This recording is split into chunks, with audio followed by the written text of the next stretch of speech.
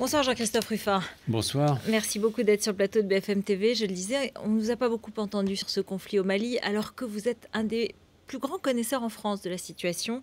Je rappelle qu'avec Katiba, publié en 2010, donc écrit en 2009, vous aviez raconté à peu près ce qui est en train de se passer, c'est-à-dire ces Katiba, ces organisations terroristes au nord du Mali, dans le Sahel, qui communiquent entre elles, qui font du trafic de drogue, montent des attentats, essayent d'étendre leur territoire. Et aujourd'hui, la France est donc en première ligne et l'armée française est en première ligne. Vous n'êtes pas souvent intervenu, mais lorsque vous en avez parlé, une fois depuis le début de ce conflit, vous avez émis des réserves. Vous avez dit...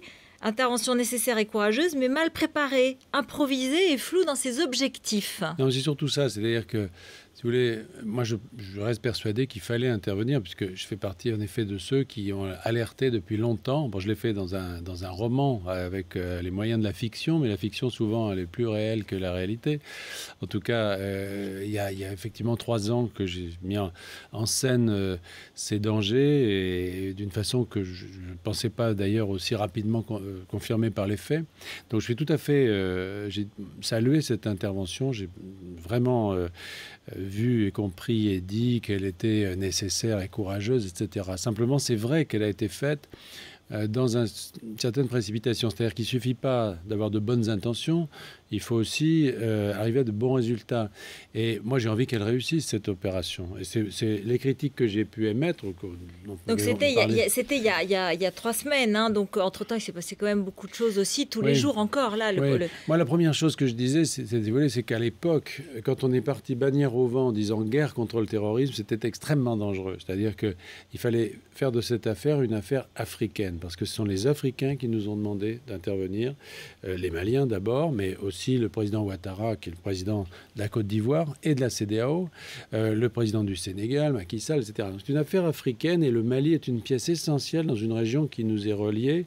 Voilà. Le problème du Sahara, c'est différent. Et le problème du terrorisme, c'est encore autre chose. Et se mettre en première ligne en faisant du George Bush un petit peu, en disant on va faire la guerre au terrorisme, ça me paraissait et ça me paraît toujours très dangereux. Mais je crois qu'on a corrigé le tir là-dessus. Est-ce que vous avez le sentiment que, justement, après peut-être ce départ bannière au vent, aujourd'hui, les propos sont plus prudents, plus mesurés, par exemple sur la mort des chefs terroristes, on ne sait pas. Les Tchadiens affirment que les cadavres d'Abou Zaïd ou même de Mokhtar Ben Mokhtar ont été, qu'ils les ont assassinés, mais on ne confirme rien. Oui, mais je pense que la France a raison de ne pas, en tout cas, crier victoire et hurler sur tous les toits que nous aurions éventuellement été responsables de ces morts, parce que qui dit ça dit forcément représailles, dit forcément entrer dans une sorte de spirale qui était celle qu'a connue Bush, qui a connu l'Amérique de Bush. Quand on voit aujourd'hui l'attitude d'Obama, elle est beaucoup plus prudente. Il continue à faire des actions antiterroristes, mais il n'a pas cette rhétorique antiterroriste. Donc je crois que c'est ça qu'il faut faire.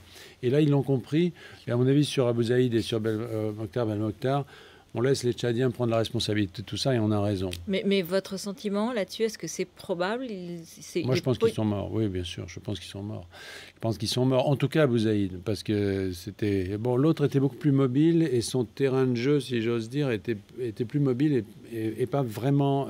Je rappelle, Mokhtar Ben Mokhtar, c'est le responsable de la prise d'otages et de l'attaque terroriste d'In Amenas, la raffinerie algérienne. Voilà, et Abou Zaïd, c'est celui qui a capturé les otages d'Areva, en principe. Hein. Donc, voilà. Alors, là-dessus, évidemment, on est très gêné aussi aux entournures à cause de la présence de ces otages, mais il n'y a pas que ça. Je crois qu'on a mis un peu la pédale douce sur l'aspect croisade antiterroriste, et on a bien fait.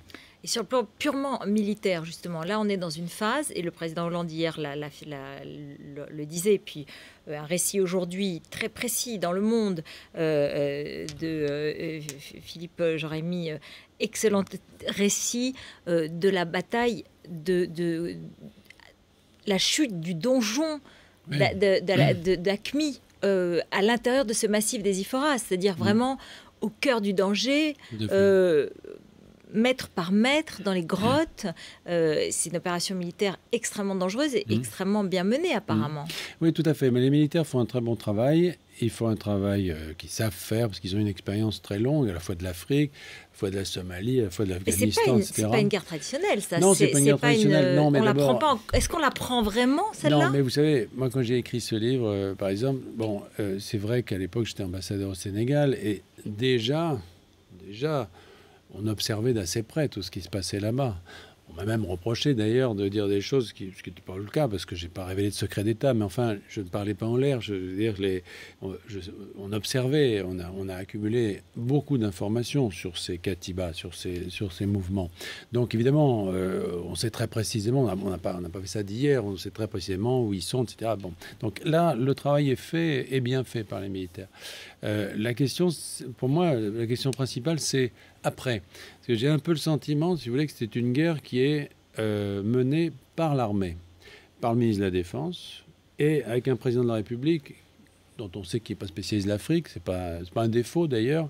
Quand il est arrivé, il a un petit peu fait le ménage d'ailleurs là-dessus. La France-Afrique, tout ce qu'on a ça, il a mis tout le monde dehors. Et il a volontairement, vous savez, réduit. Il y avait traditionnellement une cellule africaine à l'Élysée. Il n'y en a plus. Il n'y a plus qu'une conseillère Afrique de niveau bien inférieur, etc. Bon. Donc, on a un peu démonté l'outil de pilotage, si vous voulez. Et aujourd'hui, l'outil de pilotage, c'est l'armée. Or, dans une démocratie, ça n'est pas possible. Pas longtemps, en tout cas. Au début, d'accord, pour des questions de sécurité, l'armée fait son travail, ne peut pas dire partout ce qu'elle va faire. Mais assez rapidement maintenant, il faut que les politiques prennent le relais. C'est-à-dire qu'il faut qu'on ait une vraie politique. Qu'est-ce qu'on fait? Quand est-ce qu'on part? Comment? Pourquoi? Alors, on va y venir un instant. Juste quand même sur vous confirmez ce qu'on a découvert, ce qu'on est en train de découvrir. Une organisation industrielle du terrorisme, a dit l'amiral Guillot. Plus d'une 50aine de caches, des hangars, des grottes, des ateliers de fabrication de bombes, 20 bombes artisanales en fabrication. Selon le Quai d'Orsay, même un canon. Enfin, voilà, il y a d'un certain nombre de... Oui. Enfin, bon, il ne faut pas non plus... Attention, là aussi, je me méfie un petit peu parce que il faut... Si vous voulez, à la fois, c'est un ennemi sérieux. Mais c'est un ennemi sérieux, ces katibas, ces terroristes sont sérieux.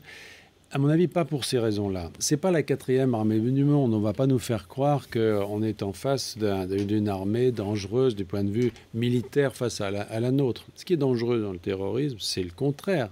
C'est le fait que justement, il est capable de mobilité. Il est capable de vivre n'importe où.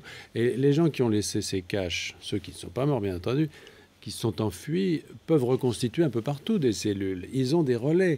Vous savez, le Sahara, c'est immense. Non seulement le Sahara, mais toute la grande zone aride centrale dans cette région va de la Mauritanie, finalement, jusque, par extension, on peut dire, jusqu'à la Somalie. Et de la Libye jusqu'au Nigeria. Donc, on a là une zone gigantesque. Alors, bon... On a trouvé bien sûr, vous savez, ils ont gagné beaucoup d'argent avec des prises d'otages, avec tout ça, ils se sont achetés des jouets. Mais qu'on ne nous fasse pas le coup de la 4e armée du monde, c'est pas vrai. Bien sûr, ils avaient un certain nombre de choses dans leur cache. Mais la vraie dangerosité de ces gens-là, c'est pas ça. C'est leur mobilité plutôt. C'est leur mobilité, c'est leur capacité de se fondre dans la population, c'est leurs éventuels relais avec des groupes qui peuvent se trouver en Europe. C'est leur capacité aussi à utiliser des moyens d'action indirects dont c'est des rois. C'est pas des gens qui vont faire du face-à-face, ils vont pas se battre contre une armée. Ils vont capturer des otages, ils vont faire du harcèlement, ils vont poser des bombes. Ça, c'est leur vraie méthode d'action. Juste un mot sur un djihadiste qui aurait été arrêté par l'armée française dans le massif des Iphoras. C'est une information de Libération, on n'a pas de confirmation encore.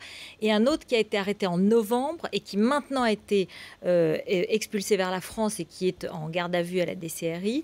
Donc ça vous surprend pas beaucoup. Au moins 2 Français à cette heure-ci découverts, arrêtés au Mali. Non, mais c'est toute la question centrale, si vous voulez. La question centrale dans ces mouvements, elle est double. C'est de savoir, si quelque part il y a un pilotage. Bon, ça c'était la vieille question qu'on se posait. Est-ce que Ben Laden, à l'époque où il existait, contrôlait ces mouvements, etc. Tout ça, c'est plus vraiment le sujet.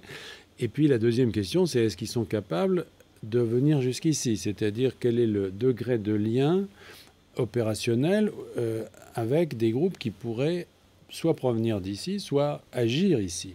C'est toute la question, parce que vous savez, en prenant cette dénomination d'AQMI, à l'époque, Al-Qaïda au Maghreb islamique, et en quittant la dénomination de GIA, ils sont passés d'une lutte locale à une lutte internationale. De l'Algérie à tout le Sahel et même au reste. Et surtout à la France. Et surtout à la France. C'est ce que Ben Laden appelait l'ennemi lointain. L'ennemi lointain, pour lui, c'était les États-Unis. Pour les djihadistes du Sahara, c'est la France. Donc, si vous voulez, toute la question est là. Sont-ils capables ou non de frapper jusqu'ici? Jusqu'à présent, la réponse était non. Elle était non pour des raisons fonctionnelles, etc. Et même avec tous les jouets qu'ils avaient dans leur cave, là, ça restait quand même local. Mais ces liens, à travers du recrutement fait en France, montrent que, au moins dans le sens de la France vers là-bas, il y a un lien, et donc rien n'interdit de penser qu'il peut aller aussi dans l'autre sens. Vous voyez, c'est ça la dangerosité. L'aspect politique, qu'est-ce qui vous inquiète? Vous dites aussi, il ne faut pas donc laisser seulement les militaires, il faut faire de la politique, il faut minimiser les risques, vous venez de le dire. Maintenant, vous qui connaissez bien le Mali, c'est vrai que c'est une série d'ethnies, qu'il y a la question Touareg, qu'on voit bien, on voit bien par exemple qu'à Kidal, les Maliens ne sont pas entrés, ce sont seulement les Tchadiens et les Français, parce qu'on a peur des règlements de compte entre Maliens et Touareg. Est-ce qu'on peut reconstruire politiquement ce pays? Est-ce qu'on peut... Vous avez entendu la phrase de Nicolas Sarkozy qui est très critiquée aujourd'hui, où il a dit qu'est-ce qu'on est allé faire là-bas, un pays 3 fois grand comme la France, qui n'avait pas de gouvernement. Oui, non, mais alors ça, c'est le contraire. C'est-à-dire que, si vous voulez, on ne pouvait pas et on ne devait pas laisser exploser un pays comme le Mali, qui est au cœur d'une région entourée de pays qui, eux, se battent. Or, on est un peu responsable de cette... On en est très largement responsable et voilà. Simplement, c'est pas nous qui allons reconstruire le Mali. Ça, c'est bien clair. C'est une affaire africaine, c'est une affaire malienne. Donc, tout ce qu'on peut faire, c'est être des facilitateurs. Bon, il y a une commission paix et réconciliation qui se crée. Bon, voilà.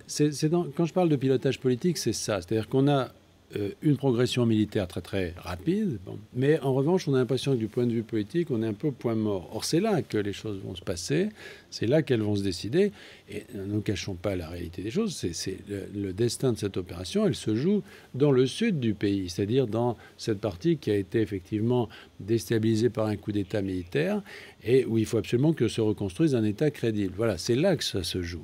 Donc, dans la capitale, à Bamako, qui va reprendre le pouvoir officiellement et de quelle façon nous, on peut jouer un rôle de facilitateur. Tout à fait. Ce qui m'inquiète un peu, si vous voulez, c'est que là-dessus, on a une démarche, encore une fois, militaire, efficace, très bien, mais dans une démocratie, ce n'est pas le rôle des militaires de diriger une guerre. Et à un moment donné, il faut que ce soit des politiques qui le fassent, qui éventuellement, fixent les objectifs. Or, je crains que, d'une certaine manière, un peu par manque de compétences là-dessus... L'expérience, au moins. On n'a plus de ministre de la coopération, par exemple. Bon, on me dirait... Il y a Pascal Canfin, qui est un ministre sur le développement. Vous connaissez son nom, c'est parfait. Mais il n'y a pas grand monde qui le connaît. C'est-à-dire que lui s'occupe du développement. C'est un écologiste, s'occupe du développement durable. C'est un homme très, très respectable et très convaincu. Mais sincèrement... Je veux dire, c'est pas un spécialiste de l'Afrique du tout. Laurent Fabius non plus. Donc vous voyez, voilà, ce qui m'inquiète un petit peu, c'est qu'on a là-dessus quelque chose qu'il va falloir sans doute très très vite compenser. Voilà. Moi, mes critiques, elles sont positives. J'ai vraiment envie que cette opération réussisse. J'ai pas envie qu'on se retrouve dans quelque chose qui serait dramatique.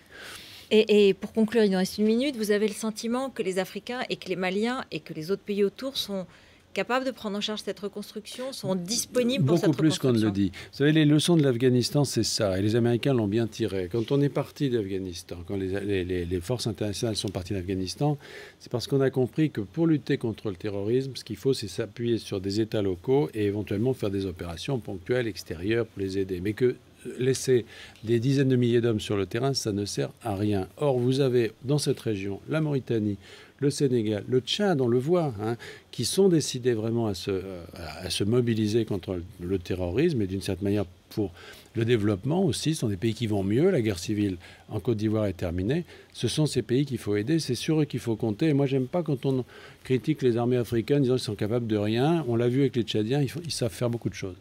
Merci beaucoup Jean-Christophe Rufin. Voilà, c'est sur ces mots optimistes finalement qu'on se sépare. Restez avec nous dans un instant.